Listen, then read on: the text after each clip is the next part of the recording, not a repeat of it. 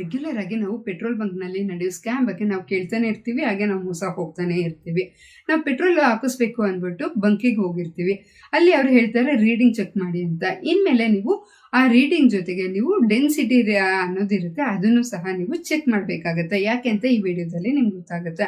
ನೀವೇನಾದ್ರು petrol ಹಾಕಿಸ್ಕೊಬೇಕಾದ್ರೆ density petrol ಬಂದ್ಬಿಟ್ಟು 730ರಿಂದ 800 ಮಧ್ಯದಲ್ಲಿ ಇರಬೇಕು.